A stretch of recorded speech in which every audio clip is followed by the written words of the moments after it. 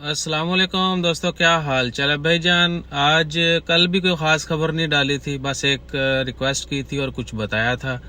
आज भी ओमान की कोई बड़ी खबर नहीं है, तो मैंने सोचा चलें हाज़िरी के तौर पर और कुछ डॉलरों के लिए जो है ना हाज़िरी लगवा दी जाए, तो लैक भी हो जाएगा, हाल अहवाल का भी पता चल जाएगा और बाकी लाइक शेयर सब्सक्राइब फॉलो के लिए रिक्वेस्ट भी हो जाएगी।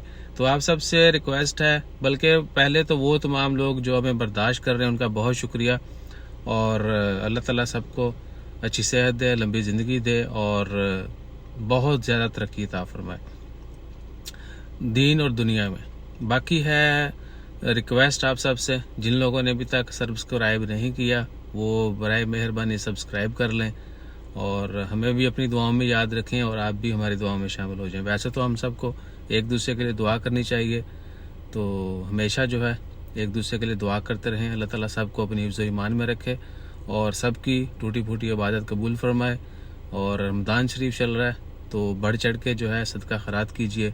जज़ाकल्लाह, अल्लाह हाफिज़। बल्कि बढ़ चढ़ कर नेकियां भी कीजिए। जज़ाकल्लाह, अल्लाह हाफिज़।